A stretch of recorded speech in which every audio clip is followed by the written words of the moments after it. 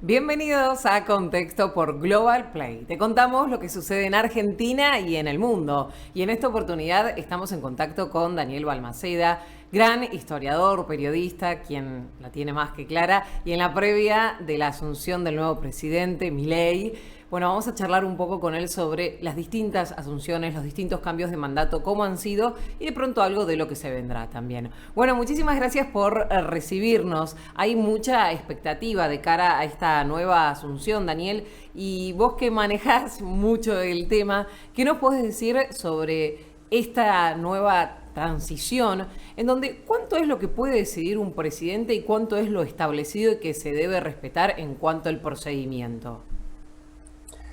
Anto, ¿cómo te va? Mira, lo que vos tenés es cierto protocolo básico que debes sostener.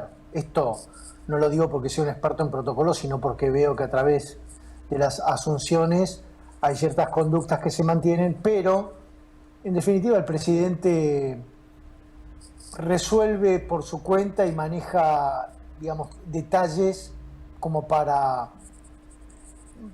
tener, digamos, un criterio más personal de su asunción o sentirse cómodo, ¿no? Eso es muy característico y por eso podemos marcar diferencias entre algunas asunciones y otras justamente por el sello particular de cada mandatario. Claro, de pronto, en lo que por lo menos se anticipa, Javier Milei anunciaba esto de que tal vez no va a desarrollar tanto su discurso en el Senado o en el Congreso, sino más bien luego frente a la plaza, y de hecho convocaba a la gente. Vos tenés una frase que es muy interesante que decís que cuando hay crisis buscamos refugio en la historia, y ante la incertidumbre, ante muchos ilusionados, otros como que no saben qué va a pasar y te genera miedo, creo que acá tu palabra es la que da tranquilidad o por lo menos un reparo en el reconto histórico. ¿Qué me podrías decir de aquellos hitos que por lo menos a vos como especialista te han llamado la atención en nuestra Argentina de distintas asunciones? Lo primero que tenemos que tener en cuenta es que las asunciones al comienzo de nuestra vida institucional no se daban justamente porque no había una constante. Recién Bartolomé Mitre, cuando fue presidente entre 1862 y 1868, completó un periodo y sí se encargó de entregar el mando a su sucesor, que era Sarmiento. Y entonces podemos decir que esa fue la primera asunción como un acto completo, complejo, que sí siempre inevitablemente comienza por el Congreso. En aquel tiempo el Congreso estaba en la esquina de la Casa de Gobierno, así que lo que hizo Sarmiento en ese caso fue asistir al Congreso y después caminar esos metros hasta la Casa Rosada. Bueno, esa Casa Rosada fue muy curioso porque estaba repleta de gente, se habían abierto las puertas. No era casa, el color de la casa ya era rosado, pero se le llamaba Casa de Gobierno. El nombre Casa Rosada lo impuso Sarmiento, en realidad, tratando de copiar el sistema de Estados Unidos, que era, ellos tenían la Casa Blanca, bueno, nosotros tenemos la Casa Rosada. Y bueno, lo que ocurrió fue que la Casa de Gobierno estaba, digamos, llena de gente en los pasillos, en los despachos, por todas partes, y el propio Mitre, cuando leyó el decreto por el cual, digamos, resignaba el poder y lo asumía Sarmiento, lo leía apoyado contra una pared por la cantidad de gente que había en ese salón, y fue una situación un poco incómoda en la que se rompían algunos cristales. Parecía como ese momento del funeral de Maradona, ¿no? Un poco desbordado. Y la otra curiosidad fue que cuando Mitre terminó el acto protocolar, allí fue a su casa, se fue caminando a su casa, y la mayoría del pueblo acompañó a Mitre, que era un personaje bastante popular, y Sarmiento quedó digamos, con la Casa de Gobierno vacía, saludando por protocolo a los embajadores, etcétera. Así que fue un momento muy, muy curioso. A los 6 años, cuando él le traspasó el mando a Nicolás Avellaneda, ocurrió algo distinto. Nicolás Avellaneda, toda la gente se quedó con Avellaneda y Sarmiento se fue caminando a su casa con un grupo de amigos. Ahí, Anto, déjame agregar algo antes de que sigamos conversando, que es, en general, sí el protocolo marca que la banda presidencial y el bastón se entregan en la Casa de Gobierno. ¿Por qué? Porque es la sede del Poder Ejecutivo. Claro. Porque sabemos que a veces, en los últimos tiempos, no se ha cumplido con ese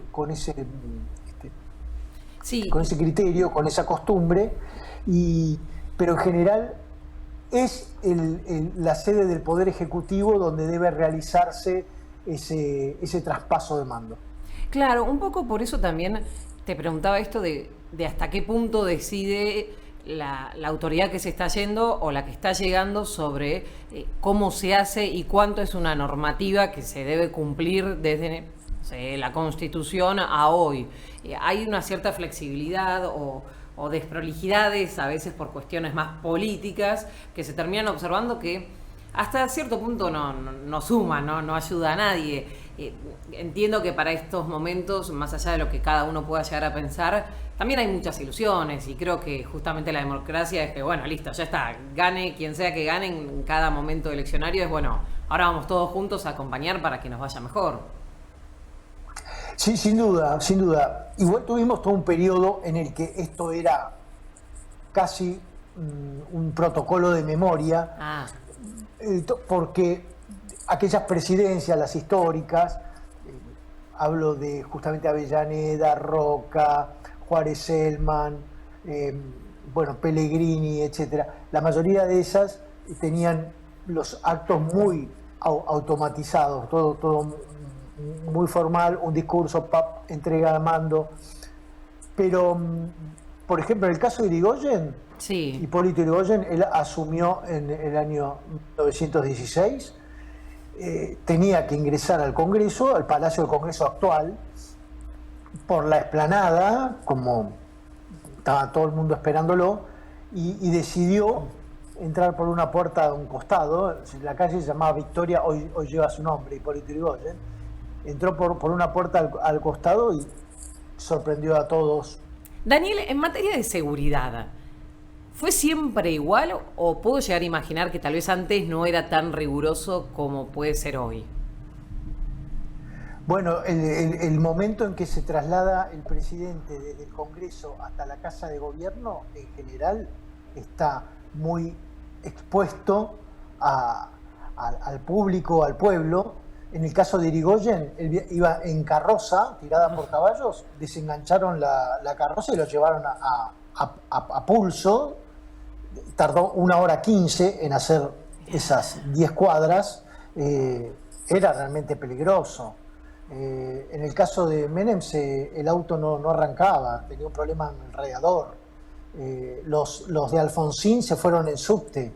Se cumplían justamente tantos años del subte, creo que en 70 años, 70 años del subte en Buenos Aires, así que todos los funcionarios se tomaron el subte. Así cada uno fue decidiendo distintas formas, pero por ejemplo para la presidencia de Ortiz, que tuvo una curiosidad la presidencia de Ortiz, la mujer de Ortiz, como la primera dama, habló por cadena nacional de radio, en esa época hablamos 1938, le habló a las mujeres argentinas en un mensaje esa noche. Pero quería decir que justamente por motivo de seguridad pusieron en los árboles de Avenida de Mayo un gran alambre, de acero para contener al pueblo que no se metiera en la avenida. Así que sí, la seguridad siempre fue un dolor de cabeza de las Asunciones. Ay, es un placer escucharte, Daniel. Y hay algo que me parece sagrado, y ya llegando al cierre, es la palabra en sí, democracia, y todo lo que ella engloba. desde la historia, seguramente a algún punto allí nos podés mencionar en cuanto a la vuelta. Y por otra parte, el hecho de celebrar justamente que tengamos un país democrático. Y pensá que nosotros en un momento teníamos aquellas presidencias históricas, pero donde el voto no era universal todavía. El voto universal, el primer presidente fue Irigoyen. Y la realidad es que anduvimos a los saltos, no pasaba mucho tiempo hasta que un golpe de Estado interrumpía este proceso de continuar, digamos, en la senda de la República y la democracia. Así que es algo muy, muy valorable. Y donde en realidad cada gobierno necesita fortalecer ese punto, justamente con independencia de los poderes y valorando esos lugares que ocupan, porque quien es presidente de la nación, quien es presidente de la Corte Suprema, los diputados, los senadores, etcétera, tienen que validar esos lugares para dejárselos más fuertes, más fortalecidos a los que siguen. Así que estamos viviendo un momento en donde, por supuesto, por las circunstancias, no todos apoyan a este gobierno,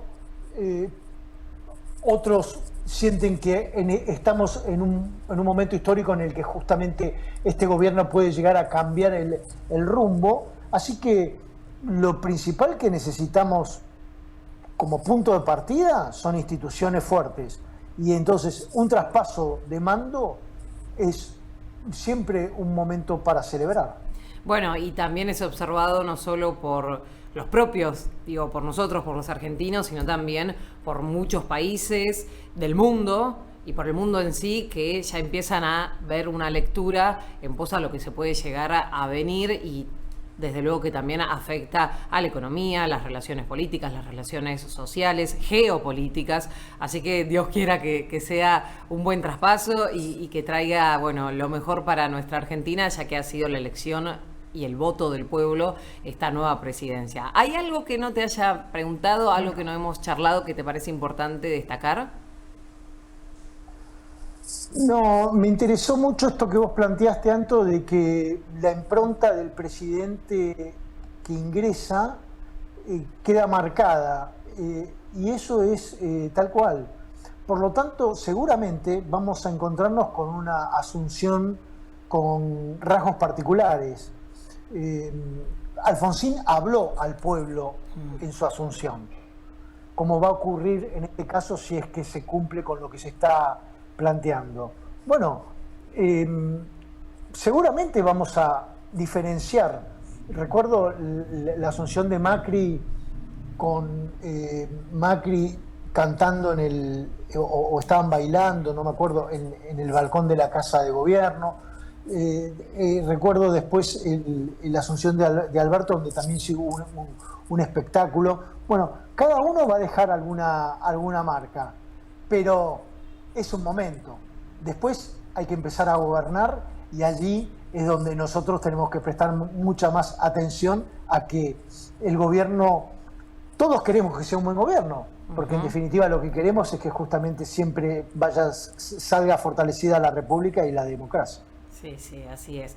Daniel, gracias por tus palabras, gracias por tu tiempo. Al contrario, un placer enorme. Adiós. Es realmente un honor poder escuchar a Daniel Balmaceda, historiador que analiza y vuelve a analizar cada detalle de nuestra historia argentina. Esto ha sido Contexto, donde estamos atentos a la situación no solo de la Argentina, sino también del mundo por Global Play. Será hasta la próxima.